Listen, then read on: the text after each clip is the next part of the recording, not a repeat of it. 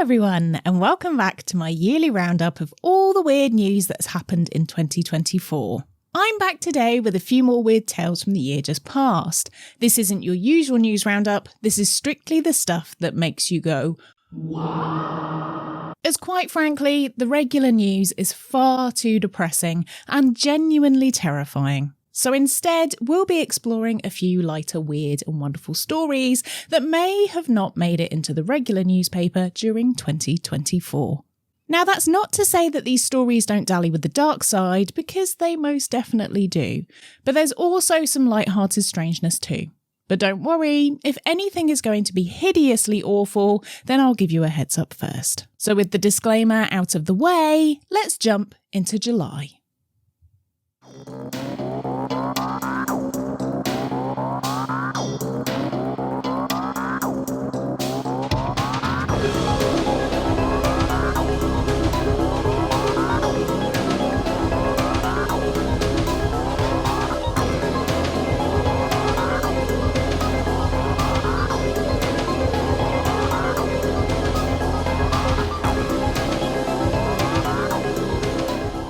Before we kick off today's stories, if you are new here, then hi, my name's Nikki and I make podcasts, YouTube videos and TikToks about all sorts of weird stuff. So if you're into that, which I have a sneaking suspicion that you might be, then please hit subscribe so we can hang out together again. And if you're not new here, then welcome back, old fiend. Nice to see you again. Now, this series takes a lot of planning and effort to produce, and it's just me making everything. So if you fancy supporting what I make to help me create this series and beyond, then please check out my Patreon at patreon.com/Macabre London for lots of bonus content. Now, let's get into the episode.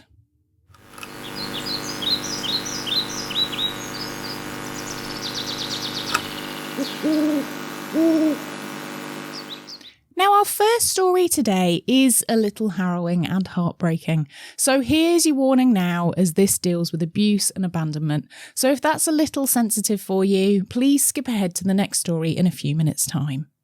Deep in a forest in the western state of Maharashtra in India, some farmers were busy tending to their cattle when the air was pierced by screams. Wondering what was happening, the farm workers followed the noise and discovered something unexpected. To their horror, they found an emaciated woman chained to a tree. She'd clearly been abandoned and left on her own for quite a while, and she was very thin, dirty, and unwell. The cattle herders helped the woman and immediately summoned the police, who came to her assistance. After being taken to a police station, the woman revealed details about herself and told the authorities how she'd ended up abandoned in the middle of the forest.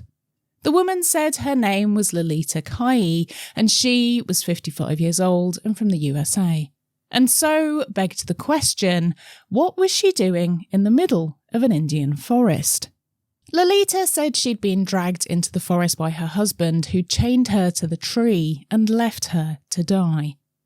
As Lalita was in a bad way, the police sent her to hospital, and once she'd recovered from her dehydration, she was then sent to a psychiatric facility. The police continued to investigate, and in Lalita's possessions found a passport, a mobile phone, and a tablet. The woman's passport showed her address was in Massachusetts in the USA, and slowly the pieces of the puzzle began to fall into place. As it turned out, Lalita, who originally couldn't speak when she was first found, communicating only in written notes, eventually got her voice back. When she could talk, she told the police that she was married to a man in Tamil Nadu and that he'd dragged her into the forest and tied her to a tree where she'd been for 40 days. The police immediately thought this was suspicious due to the amount of time humans can generally go without food and water, and so they dug deeper. When consulting marriage records, there was no evidence to say Lalita had been married. However, when they checked her travel documents, they realised one thing: her visa had run out. As she was recovering, Lalita revealed that she wasn't actually married and that she was more than likely having hallucinations when she was found by the cattle drivers.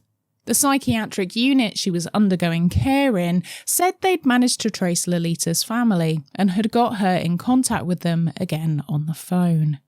Currently, there has been no further update on the case, but at the time the article was published, doctors said Lalita was getting nutrients she needed and was on the path to making a full recovery after her ordeal in the forest. So the full extent of what may have happened to Lalita has not been confirmed, but police believe this was a plan, albeit a not very good one, to remain in the country without a visa. But to me, it sounds like a not very well woman who needed help, so I'm glad she was found and rescued before it was too late. What are your thoughts and theories on this one? Do you think there's a bigger story behind this one, or do you agree with my theory? Let me know in the comments.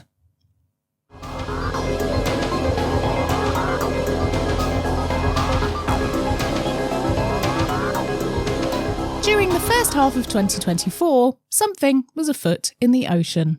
It seemed resident marine mammals had set their sights on targeting boats with the intention of destroying them, and in one incident in July, things nearly turned deadly. In the area of ocean which is off the coasts of Morocco, Portugal and the western Iberian region of Spain, a number of killer whales have taken up a new sport, sinking boats. Since 2020, the marine mammals have been ramming medium-sized boats, which happen to drift into the area, which has now been nicknamed Orca Alley. It seems a group of around 15 orcas in a singular pod have begun smashing into boats and trying their best to sink them. The area has now been deemed high risk by sailors due to the animals' boisterous behaviours, and warnings have been circulated. However, there are still people brave enough, or should that be stupid enough, who have ventured into the area, but not everyone has made it out safely. So far in this stretch of water, orcas have managed to sink 6 boats in the last 4 years, mainly going for the rudder or stern of the boat, ramming them, biting them, and generally continuing attacks until the boat succumbs to the damage. In July 2024, a British sailing boat called the Bonamy William was sailing near Gibraltar when it became the next victim of the orcas. The boat was subjected to hours of attacks from the orcas, and eventually they caused so much damage that the boat sank. The owner of the boat was most aggrieved and said he believed it wouldn't be long before someone shot one of the whales. Seems to me someone's a bit butthurt about their expensive toy being broken. All 3 people on board the Bonamy William were rescued by the Spanish Coast Guard, and as yet there haven't been any reported deaths of humans as a result of the orcas' attacks. So why is this now happening? Well, marine biologists have quite a few theories, but the one which seems to resonate the most with people is revenge. Online, many memes and tweets have cropped up around the hashtag Orca Uprising, and people have been ruminating about why the animals have now decided to take back the ocean. As marine biologists have identified one individual which seems to be passing on this information to her calves, an adult female named White Gladys, it's thought she once had a bad interaction with a boat which caused her an injury, and ever since then she's taken it upon herself to make sure boats pay for what they did to her. As orcas can live up to 100 years old, Gladys has been able to pass on the info to other orcas, and as they are known to communicate and are highly social animals, it's highly likely that boats have become the bad guy in killer whale lore. However, marine biologists are also keen to state that they really don't think this is us anthropomorphizing the animals and putting our own human meanings onto their behaviour. They say the science shows this is more than likely the case. Who knew killer whales have folklore? Amazing. So what with these increased attacks, it's worked in the favour of the whales, and marine charities have used it to their advantage to remind people about the desperate need for conservation in action. Now, as many of the boats attacked, over 500 in total, have belonged to the very wealthy, of course this has led to some more interesting claims that this is a communist uprising and that the orcas are taking back the ocean for themselves and ridding their waters of the filthy rich. Now, of course, the funny memes and TikToks online do keep us entertained, but it's made people realise that actually, yeah, the whales are probably right. It is time to get out of their space and to give them their ocean back. And if it comes at the sacrifice of a few millionaires' yachts, then, oh well, never mind. Now, interestingly, the law among orcas seems to be spreading. One boat off the coast of Shetland in Scotland was also rammed by an orca in June 2024, so it seems White Gladys may well be spreading her message far and wide, and perhaps her children and her children's children will soon rid the sea of boats forever. Good work, Gladys. Revolution, or should that be revolution, starts at home.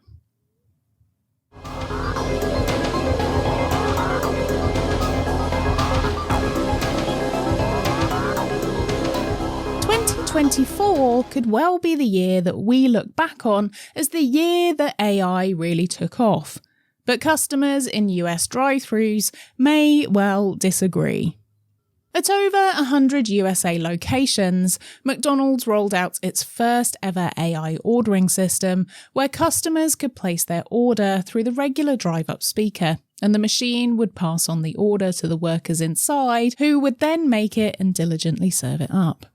McDonald's said the increased implementation, which actually initially began during 2022, was to try and speed up the efficiency of their drive-thrus. But others have passed scorn on the new plans, as they see this as an investment by the fast food giant to eradicate jobs and to put people out of work.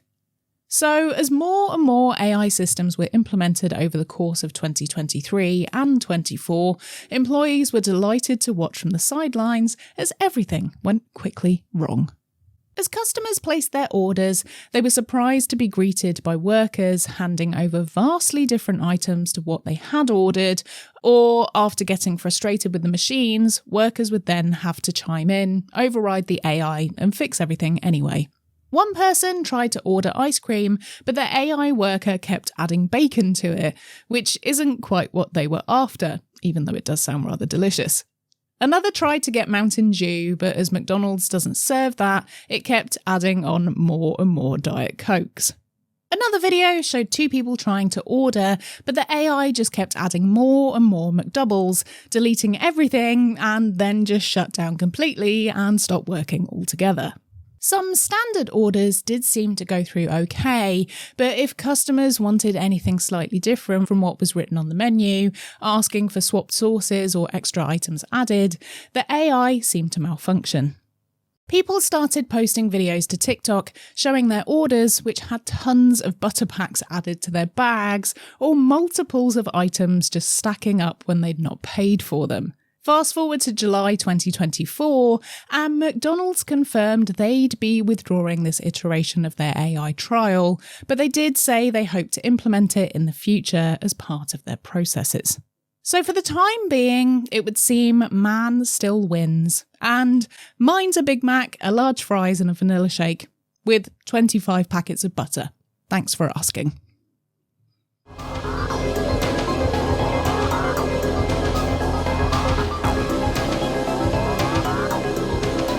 Thanks for joining me for that selection of weird stories. I hope you enjoyed them, and if you did, there'll be more along soon, so make sure you're subscribed or following if you're not already to keep up with the series. If you like the show and what I make in general and want it to continue, then please consider becoming a Patreon supporter like our executive Patreon producers, Christina, Christoph, Heather's Leg, Lisa, Mary, Ravel, Sally, Sam, Sarah, Terry and Veronica, and all of our other patrons too. If you sign up to Patreon, you get access to my other podcast, Having a Problem, which is a lot of silly historical based fun, hosted with my fiancé Neil, plus hours of other bonus content too.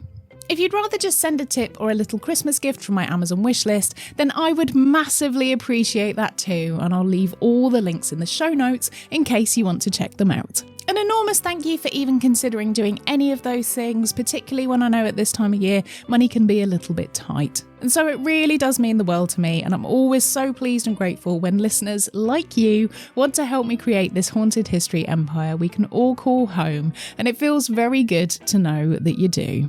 Now, if you have a moment and you wouldn't mind if you could share the show around, tell your friends, even tell the family at Christmas. And if you're on social media, repost my posts. That's all really helpful. Thank you for joining me for this episode. I've been Nikki Druce. Remember to stay spooky, and I'll see you ghouls next time for August.